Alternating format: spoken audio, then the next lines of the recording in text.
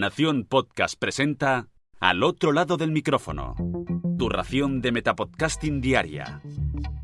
Un proyecto de Jorge Marín Nieto.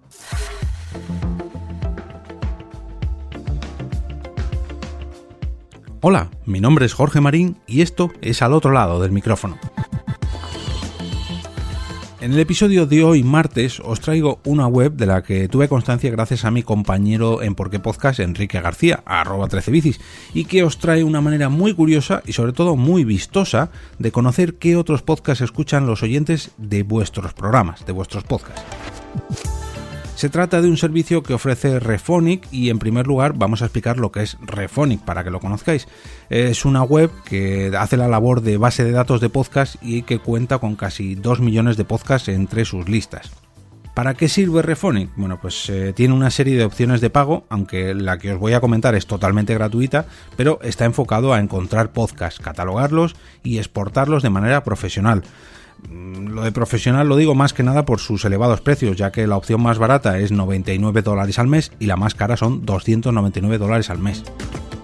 ¿Y quién querría pagar casi $300 al mes solamente para buscar podcast? Bueno, pues por ejemplo, una empresa que quiera encontrar su nicho de podcast perfecto, con una determinada audiencia, o que tenga un determinado éxito para patrocinarlo, que esté la primera en los rankings de no sé qué países, para ofrecer su contenido o llevar algún invitado de su empresa, en fin, o simplemente pues para ver cómo se mueve el mercado y tenerlo en cuenta. Por ejemplo, si cogemos la ficha de Al otro lado del micrófono, vamos a ver las opciones que nos ofrece, ya digo, en la versión gratuita. Tenemos el logo, algo lógico, la descripción, que esa la pongo yo, si está activo o no, cuándo se fundó, cuántos episodios lleva actualmente, en qué categorías está etiquetado, el idioma en el que emite, la periodicidad, en este caso es diaria, y cuándo se ha publicado el último episodio, que cuando estoy escribiendo esto pues hace 2 días. También enlaza a los propios episodios, al sitio web de referencia, a su RSS y el enlace a iTunes o a Apple Podcast.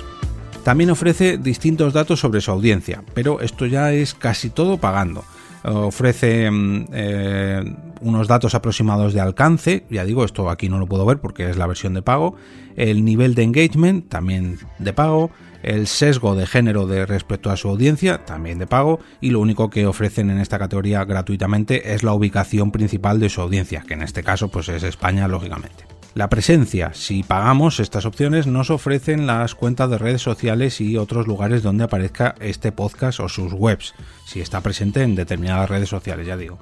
El feedback, pues aquí nos ofrecen, esto sí de manera gratuita, las calificaciones y reseñas de este podcast en todas las aplicaciones disponibles. Bueno, todas, ya me entendéis, las más destacadas. Por ejemplo, en Apple Podcast me sale que tengo 7 calificaciones y de estas 7, 4 son reseñas.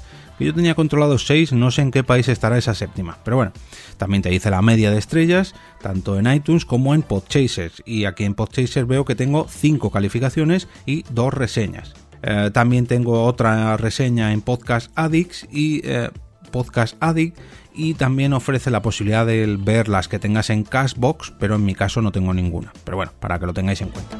También nos ofrece el ranking, si aparecéis en cualquiera de estas listas de Apple Podcast, pues os dice en qué posición y en qué país pertenece ese ranking. Y por último, también nos muestran algo de SEO, pero esto pagando también, es una opción de las que son pro, y nos dice dónde aparece este podcast en las categorías de Apple Podcast o en otros podcasts incluso. Si al otro lado del micrófono está mencionado, pues aparecería ahí, pero como no he pagado, pues no me lo muestra. Y todo esto que os estoy contando, ¿qué tiene que ver con el titular del episodio de hoy? Que me he liado aquí a explicaros lo que es Rephonic, pero no se me ha olvidado el tema de hoy. Resulta que Auphonic pues tiene también una opción, una herramienta llamada Graph, que podemos encontrar entrando en graph.rephonic.com y que nos permitirá ver qué otros podcasts son los que escuchan nuestros oyentes y también, digamos, ver un segundo grado, o sea, los podcasts que escuchan los oyentes de los podcasts cercanos al nuestro, digamos como el segundo grado de separación hablando de podcasts.